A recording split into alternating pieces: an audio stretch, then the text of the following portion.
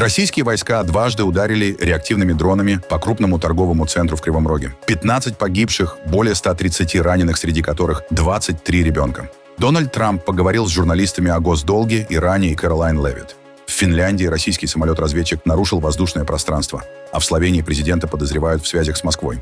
Панамский канал ограничил прохождение из-за нехватки осадков и снижения уровня воды, а Сербия запросила помощи у России и Евросоюза в тушении пожара. Принц Гарри, Элтон Джон и другие заплатят миллионы за проигранный иск против издателя Daily Mail. Суд обязал их компенсировать часть юридических расходов компании. А теперь об этом подробно и по делу. Это один день. Подпишитесь, поставьте лайк этому видео и оставьте свой комментарий. Заранее спасибо и начинаем.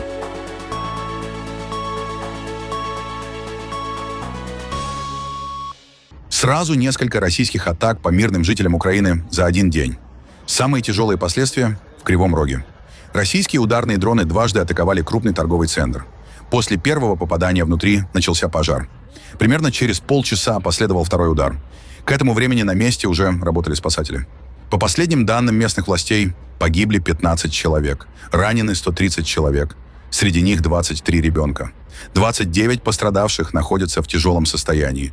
5 из них – дети. На месте продолжается поисково-спасательная операция. В Кривой Рог направили дополнительные подразделения ГСЧС из 4 областей. Уважаемые украинцы, украинки, сейчас в Кривом Роге продолжается спасательная операция после удара по торговому центру.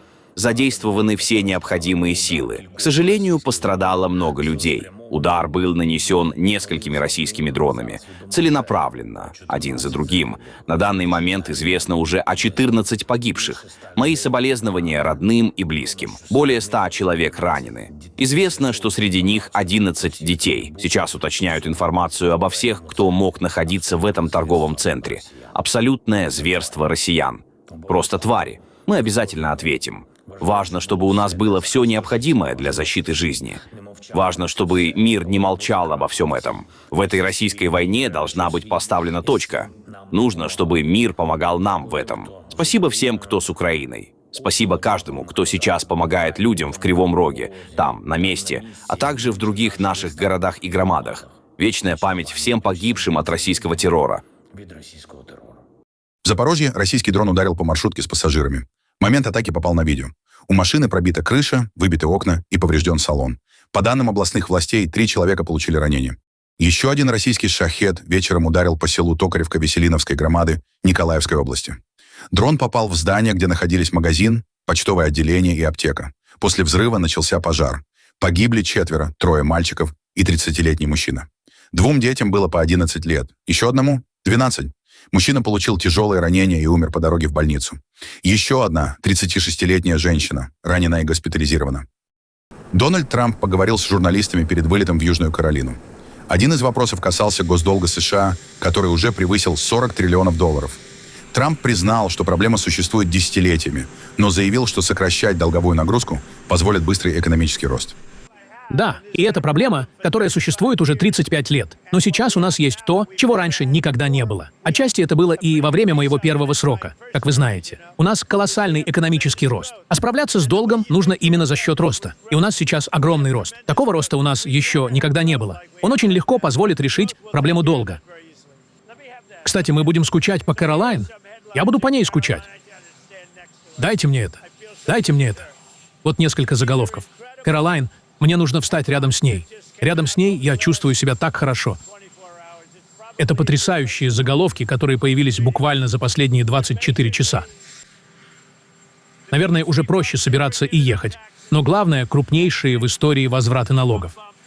Это серьезно. Возврат налогов при Трампе? Да. Возвраты налогов американцам выросли на $43 миллиарда, на 17%. Это деньги, которые государство возвращает людям, $43 миллиарда. ФБР сообщила о самом значительном снижении уровня насильственной преступности за 90 лет. Это сегодняшние заголовки. Администрация Трампа сообщает уже о 15 месяцах подряд с нулевым числом освобожденных после задержания на границе. Такого у них еще никогда не было. Уже 15 месяцев ни одного человека, которого бы пропустили через нашу границу. Я даже не знаю, как такое возможно, но они хорошо справляются со своей работой. Может быть, у вас уже есть... Или вы... Дженнингс хороша. Вон та моя знакомая из Айовы. Но я не знаю, может быть, она. А может... Марго? Что думаете о Марго? Может быть, Марго. Посмотрим, кто у нас есть. Скажу вам вот что, и Кэролайн это подтвердит. Никогда в жизни я не получал столько заявок на работу. Все хотят получить эту должность. Им нравится эта работа. Она сделала эту должность очень привлекательной. На вопрос о возможных военных действиях Трамп ответил, что Вашингтон пока наблюдает за развитием ситуации. О, вовсе нет. Мы просто смотрим, что произойдет. У них нет денег. У них нет военно-морского флота, нет военно-воздушных сил. Они не платят своим солдатам. Они не платят полиции. У них инфляция 350%. Так что мы просто посмотрим, что произойдет. И мы полностью контролируем ситуацию, как вы знаете, на границе. У нас полный контроль. Если посмотреть на блокаду, мы полностью контролируем весь регион, связанный с Ормузским проливом, включая прилегающие сухопутные территории. Поэтому они очень хотели бы заключить сделку, но, на мой взгляд, пока не готовы заключить правильную сделку. Тайник с оружием под Берлином может быть связан с подготовкой диверсий и покушений. Об этом пишут немецкие СМИ со ссылкой на источники в службах безопасности. По их данным, следователи проверяют возможную связь с российскими спецслужбами. Официально эта версия пока не подтверждена. Оружие нашли еще осенью прошлого года. 2 пистолета и боеприпасы лежали в лесу на окраине немецкой столицы. Силовики не стали сразу убирать тайник. Оружие сделали непригодным для стрельбы, а за местом установили наблюдение.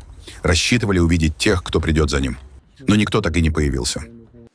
Мы можем подтвердить появившиеся сообщения. В октябре прошлого года Федеральное ведомство по охране Конституции, внутренняя разведка Германии, получила информацию о возможном тайнике с оружием в лесу на окраине Берлина. Вместе с земельным управлением уголовной полиции Берлина им удалось найти этот тайник. Сотрудники ведомства и полиции обнаружили там 2 пистолета и боеприпасы к ним. По делу есть подозреваемый. Сейчас он находится под стражей в Румынии. Германия добивается его экстрадиции. Его гражданство власти пока не называют. По данным СМИ, следствие рассматривает его как возможного исполнителя низшего звена. Человека, которого могли привлечь для выполнения отдельных заданий. Генеральная прокуратура Германии начала расследование в отношении подозреваемого. Сейчас он находится под стражей в Румынии. Расследование касается шпионской деятельности и подготовки тяжкого преступления, угрожающего безопасности государства. Следствие продолжается. Дело пока не завершено. Отдельно следователи выясняют, связан ли этот человек с подготовкой атак с использованием взрывчатки в посылках. В Европе уже расследуют несколько подобных эпизодов. В 2024 году зажигательное устройство в посылке сработало в грузовом центре DRL в аэропорту Лейпцига. Немецкие следователи связывали другие планы таких атак с российскими спецслужбами. Москва обвинения в причастности к диверсиям в Европе отвергает. Поскольку расследование продолжается, я предпочел бы пока не раскрывать информацию о гражданстве этих людей. Как я уже говорил, расследование также идет в Румынии и связано с подготовкой атак. Речь идет о планировавшихся нападениях, для которых могли использоваться бомбы, отправленные в посылках. Немецкие службы также проверяют версию, что найденное оружие предназначалось для покушений. СМИ пишут, что среди возможных целей российских спецслужб в Германии могли быть представители оборонной промышленности, российские оппозиционеры в эмиграции и другие люди, публично поддерживающие Украину. Пока следствие не сообщало, для кого именно предназначались пистолеты из тайника. Финляндия расследует возможное нарушение своего воздушного пространства российским военным самолетом. Инцидент произошел в четверг во второй половине дня над Финским заливом к югу от острова Утё. По данным финской погранслужбы, речь идет о российском разведывательном самолете Ил-20. Предположительно, он находился в воздушном пространстве Финляндии около 3 минут и углубился примерно на 9 километров. Погранслужба начала предварительное расследование. Министр обороны Финляндии Анtti Häkkänen заявил, что в Хельсинки серьезно относятся к каждому предполагаемому нарушению границы. Это уже не первый подобный случай. В мае российский военный самолет подозревали в нарушении воздушного пространства возле Паркала.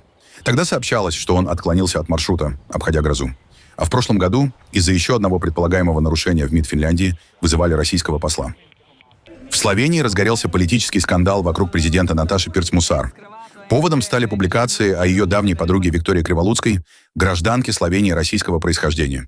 Выяснилось, что та несколько лет жила в России с Романом Егличем, бывшим высокопоставленным сотрудником славянской разведки. В середине 90-х он уехал в Россию и с тех пор практически исчез из публичного поля. При этом прямых доказательств его работы на российские спецслужбы журналисты не приводят. История получила продолжение после автомобильной аварии в конце июля. Криволуцкая ехала в официальной машине вместе с Пирц-Мусар. Президент сломала ключицу, еще одна пассажирка получила серьезные травмы. После этого славянские СМИ подробнее изучили связи Криволуцкой и выяснили, что она и Еглич были зарегистрированы по одному адресу в Красноярске. Сама Криволуцкая подтвердила прежние отношения с ним, но утверждает, что уже больше 15 лет с ним не общается. Теперь парламентский комитет по контролю за спецслужбами требует от славянской разведки СОВА срочно предоставить информацию о возможных российских связях окружения президента. Депутат Жан Махнич также предложил временно не передавать Пирс Мусар разведывательные и секретные доклады. В офисе президента обвинения отвергают и заявляют, что Пирс Мусар не сотрудничала с российскими разведывательными сетями. Там также подчеркивают, что ее подруга проходила необходимые проверки перед получением славянского гражданства. Сама Пирс Мусар занимает пост президента с 2022 года и после полномасштабного вторжения неоднократно публично критиковала действия России в Украине. Совет безопасности ООН провел второй закрытый опрос кандидатов на пост генерального секретаря. Официально результаты не раскрывают. Каждого претендента отдельно проинформируют о том, сколько членов Совбеза готовы его поддержать. Второй раунд предварительного голосования состоялся. Кандидатов проинформируют о результатах через постоянных представителей государств, которые выдвинули их кандидатуры. Председателю Генеральной Ассамблеи также сообщат, что предварительное голосование завершено. На сегодня это все, что я могу сказать. Такие голосования помогают понять, у кого есть реальные шансы возглавить ООН. 15 стран Совбеза по каждому имени выбирают один из 3 вариантов. Поддержать, не поддержать или не высказывать мнение. Пока все бюллетени одинаковые, поэтому невозможно определить, как голосовали 5 постоянных членов Совбеза, у которых есть право вето. В первом раунде лидировала бывший вице-президент Коста-Рики Ребекка Гринспан. Второй результат был у бывшего министра иностранных дел Гайаны Кэролин Родригес Биргет. Третий — у главы МАГАТЭ Рафаэля Гросси. По данным СМИ, получивших результаты второго закрытого опроса, теперь вперед вышла Родригес Биргет. У нее 8 голосов поддержки. Гринспан и Гросси получили по 7. Но это пока не означает победу. Впереди еще несколько раундов, а кандидатам в итоге нужно заручиться поддержкой как минимум 9 членов Совбеза и избежать вето США, Китая, России, Франции или Великобритании. Нового генерального секретаря должны выбрать до конца года. Антонио Гутерриш покидает пост после 2 пятилетних сроков. В США пытаются сбить цены на говядину за счет дополнительного импорта. Дональд Трамп объявил о временном изменении правил на 90 дней. Сегодня я заключил соглашение, которое позволит существенно снизить цены на говяжий фарш для работающих американских семей. Как всем известно, при президенте Байдене цены на говядину росли самыми быстрыми темпами, а поголовье крупного рогатого скота в США сократилось до минимального уровня в современной истории. Пока мы работаем над восстановлением поголовья и поддерживаем наших фермеров, в течение следующих 90 дней Соединенные Штаты разрешат импортировать до 300 тысяч метрических тонн продукции для производства говяжьего фарша без дополнительной пошлины, которая обычно применяется сверх тарифной квоты. Мы получили обязательство, что эта говядина будет продаваться на 25% дешевле нынешних рыночных цен. Эта сделка позволит снизить цены для американцев и одновременно даст возможность снова увеличить поголовье крупного рогатого скота в США. Благодарю за внимание к этому вопросу, президент Дональд Трамп. При этом ключевые детали пока неизвестны. И Трамп не назвал страны, из которых будет поступать мясо, и не уточнил, с кем именно заключено соглашение. Белый дом дополнительных разъяснений пока не дал. Решение принято после заметного роста цен на говядину в США. Одна из причин – сокращение поголовья крупного рогатого скота. Его восстановление требует времени, поэтому увеличить предложение на рынке быстро можно прежде всего за счет импорта. Панамский канал снова ограничивает число судов из-за нехватки воды. Власти предупреждают, осадков в районе канала выпало меньше, чем ожидалось, а Эль-Ниньо может продлиться дольше обычного. С начала сентября через канал смогут проходить не более 34 судов в сутки, а с 15 сентября – 32. Для сравнения, технический канал способен пропускать около 40 судов в день, а в первой половине этого года средний показатель составлял примерно 35. Ограничения связаны с особенностями работы канала. Для шлюзов нужна пресная вода из местных водохранилищ, поэтому снижение уровня воды напрямую влияет на количество судов, которые можно пропустить. Еще в мае администрация канала говорила, что ограничивать движение в этом году не планирует. Но теперь прогноз изменился. Помимо сокращения числа проходов, власти временно меняют и систему аукционов, через которые судоходные компании получают дополнительные места в очереди. Панамский канал – один из ключевых маршрутов мировой торговли. Он соединяет Атлантические и Тихие океаны и позволяет судам не обходить Южную Америку. Поэтому длительные ограничения могут увеличить время ожидания и расходы перевозчиков. 3 судна международной флотилии Global Sumud прибыли из Италии в албанский порт Флёра. Обычно эта флотилия проводит акции в поддержку палестинцев и доставляет гуманитарную помощь для Газы. Но на этот раз ее участники приехали поддержать протесты в самой Албании. Уже почти 3 месяца там продолжается так называемая «революция фламинго». Она началась из-за планов построить крупные элитные курорты на побережье. Проекты стоимостью около 5 миллиардов евро связывают с Джаредом Кушнером, зятем Дональда Трампа. Протестующие считают, что строительство угрожает охраняемым природным территориям и выступают против передачи земли крупным инвесторам. Участники прибывшей флотилии присоединились к этой акции. Мы приехали сюда, чтобы присоединиться к революции фламинго. Я думаю, наш долг — быть здесь и присоединиться к гражданскому движению, которое имеет полное право требовать, чтобы их земля принадлежала их народу. Никакой Джаред Кушнер не может приехать сюда и думать, что может купить землю, изъятую у ее владельцев, и делать с ней все, что захочет. Один из спорных проектов касается района лагуны Вьоса-Нарта и близлежащих островов. Здесь обитают фламинго и другие редкие виды. Именно поэтому фламинго стал символом протестов. За несколько месяцев экологическая кампания переросла в более широкий протест против правительства Эдди Рамы. На улицы выходили десятки тысяч человек. Теперь среди требований звучат отставка правительства и политические реформы. Участники Global Summit Flotilla проводят параллель между спором вокруг албанской земли и ситуацией в Газе. Это позиция самих активистов. Мы приехали сюда, чтобы выразить солидарность и поддержку революции фламинго. Это движение простых людей, которые выступают против коррупции и захвата земель и защищают свои права. Это во многом напоминает нам происходящее в Газе. Те же люди, которые планируют превратить Газу в новую ривьеру, прибыли и к этим берегам и заявили права на землю. Свободные люди Албании выступили и сказали «нет». Эта земля принадлежит всем, всему албанскому сообществу. Поэтому ее необходимо защищать. Она должна быть доступна всем, а не только небольшой группе элиты. Организаторы флотилии подчеркивают, что не руководят протестами в Албании, а только выражают им поддержку. На 3 судах во Влёру прибыли иностранные активисты и представители албанской диаспоры. Сербия запросила международную помощь из-за крупного пожара в природном заповеднике Делибладска-Песчара. Огонь охватил лес и труднодоступные песчаные участки. На месте работают пожарные и авиация. Ранее на помощь Сербии прибыл российский пожарный Ил-76. По данным сербских СМИ, самолет направили после обращения Белграда к Москве. Теперь Сербия обратилась и к Евросоюзу, задействовав механизм гражданской защиты ЕС. Хотя страна не входит в объединение, она участвует в этой системе и может получать помощь при крупных чрезвычайных ситуациях. Новое заключается в том, что наш штаб по чрезвычайным ситуациям, в том числе люди, которые находятся здесь, и многие из тех, кто сейчас руководит этой операцией, решил запросить международную помощь у Европейского Союза через механизм гражданской защиты ЕС. Мы запросили именно то, о чем я говорил, и о чем говорили все мы здесь. Нам нужны самолеты, способные перевозить более 10 тонн воды, 5 вертолетов, способных перевозить более 4 тонн воды. Хочу отметить, что у нас есть собственные тяжелые вертолеты. Однако мы также запросили помощь через механизм гражданской защиты ЕС. Кроме того, мы запросили 10 специализированных машин, способных работать на песчаной местности. Этим летом Сербия сама помогала тушить пожары в Испании. Туда отправляли вертолет и команду спасателей через тот же европейский механизм. Сейчас получить дополнительную технику может быть сложнее. Пожары продолжаются сразу в нескольких странах Европы, и ресурсы спасательных служб уже сильно загружены. Китайские разработчики считают, что главный прорыв в робототехнике теперь зависит не столько от механики, сколько от искусственного интеллекта. Роботы уже умеют складывать одежду, сортировать товары и выполнять простую работу. Но в незнакомой обстановке им по-прежнему трудно действовать самостоятельно. Мы ожидаем, что к концу следующего года воплощенный искусственный интеллект достигнет своего момента ChatGPT. Этому будут способствовать мировые модели и сбор данных об окружающей среде. В отрасли одна из главных проблем – нехватка данных, на которых можно обучать такие системы.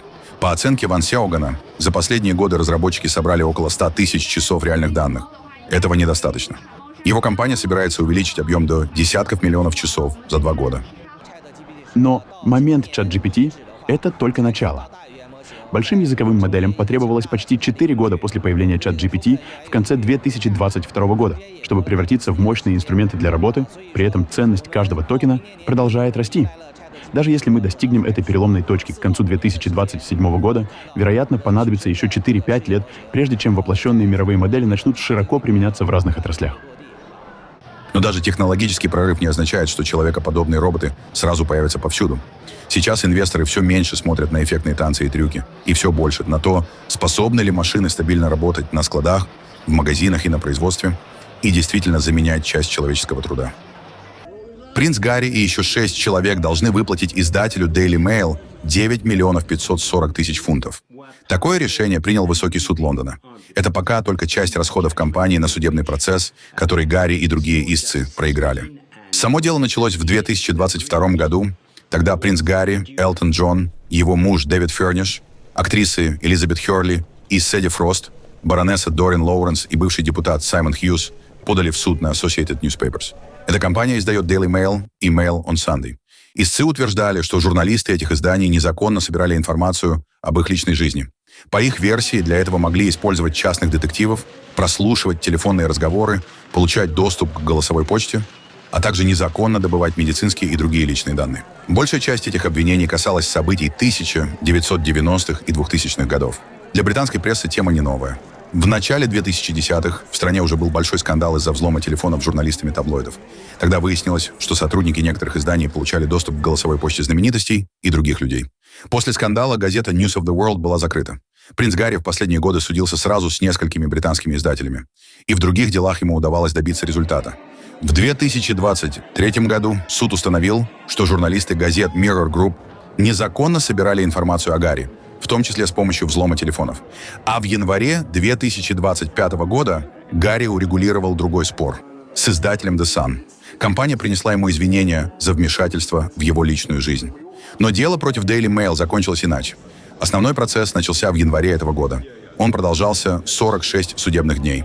Гарри лично давал показания. В суд также приходили другие истцы, в том числе Элтон Джон и Элизабет Хёрли.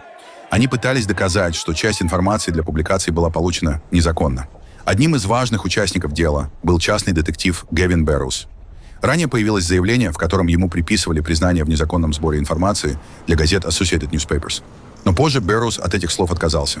Он заявил, что документ с его предполагаемыми признаниями не соответствует действительности и что он не занимался такой работой для газет Mail. В итоге суд решил, что его показания нельзя считать надежным доказательством. Других доказательств, которых было бы достаточно для подтверждения обвинений, суд также не увидел. 7 июля судья Мэтью Никлин отклонил иски Гарри и остальных заявителей. Он решил, что они не смогли доказать, что Associated Newspapers использовала незаконные методы для получения информации.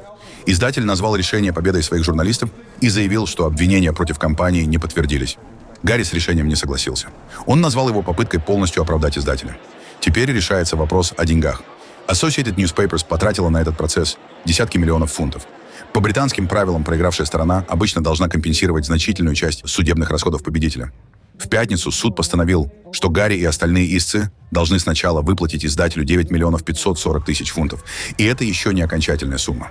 Associated Newspapers заявляет, что общие расходы компании на дело превысили 34 миллиона фунтов. Теперь суду предстоит определить, какую часть этой суммы должны будут покрыть истцы. Поэтому финансовые последствия проигранного дела для Гарри, Элтона Джона и остальных заявителей могут оказаться значительно больше нынешних 9,5 миллионов фунтов. Сотрудники Национального фонда Великобритании достают тысячи монет из знаменитых базальтовых колонн Тропы гигантов в Северной Ирландии. Туристы годами вставляли их в трещины между камнями, на удачу или в знак любви. Но безобидная, на первый взгляд, традиция начала разрушать природный памятник. Металл со временем ржавеет и расширяется. Из-за этого в базальте появляются трещины и пятна. Очистку начали в прошлом году после консультаций с геологами. С тех пор специалисты извлекли больше 20 килограммов монет. Примерно 10 тысяч штук. Тропа гигантов входит в список всемирного наследия ЮНЕСКО и считается одной из самых известных природных достопримечательностей Северной Ирландии. Посетителей теперь просят не оставлять монеты в камнях, чтобы не повреждать уникальные базальтовые колонны.